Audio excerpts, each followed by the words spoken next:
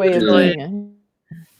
we all have this remote control. It's just that no one ever taught us what all these buttons are for. And so we need to relearn how to use our breath. And so, or also you can, in certain ways, it's like we have our nervous system, the parasympathetic and the sympathetic nervous system, the one fight or flight, rest and digest. And so the breath can also work as like the accelerator and the gas pedal. So it's there's so many things you can do with the breath, and there's so many different techniques.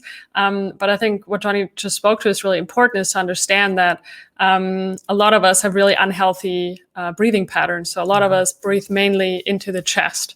And for those watching right now, you can just check in with yourself right now. How's your breath? Are you breathing into your belly? Are you breathing into your chest? Is it through the mouth, through the nose?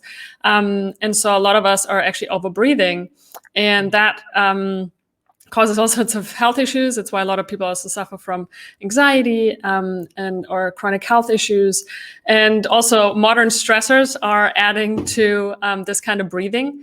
And when this kind of breathing correlates in our brain, chest breathing, mouth breathing, to danger. And so, there's cortisol being released and whatnot. And so for me, for example, to give a practical example, for years, I was really in a state of anxiety because of the relationships I was in and a lot of dating scenarios and just a lot of insecurities. And I developed a lot of skin issues and digestive issues. And looking back now, it's not surprising, because my body was for years in a constant state of fight or flight every single day. And my breath was dysregulated. I had to really relearn how to breathe. And I'm still learning every single day to stay present with my breath, to breathe into my belly. And so over time, eventually by doing daily practices, we can shift our breathing pattern. Because belly breathing in and of itself is very calming, it's grounding. And so that really helps. And so understanding also that every emotion correlates with a certain breathing pattern, right? So when we're scared, when we're anxious, we tend to be breathing up into our chest, right? When I'm walking across the street, there's a truck coming, I'm probably going to be like, right? That's probably through the mouth and most probably into my chest. And when I'm calm and relaxed, maybe at home with my partner, we're cuddling, I'm most probably breathing through the nose, I'm probably breathing slower, and my parasympathetic nervous system is activated. And so understanding how all of that relates, I think is really important and should be like foundational teachings at school, at least.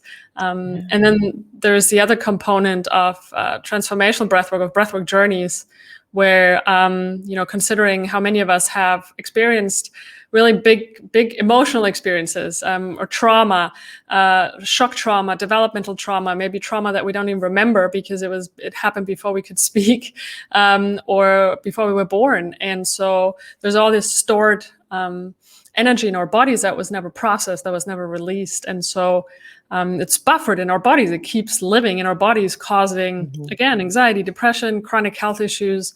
And so we can use the breath in these longer breathwork journeys that can be, 45 to maybe 90 minutes. There's other breathwork schools that do maybe 3 hours, even like holotropic breathwork. They give us the opportunity to drop into these expanded states of awareness, where we get out of the ego mind, we drop into the level of the body and create the space for us to process emotions, release them, and have really, really powerful transformational experiences. And that can be super, super healing. So.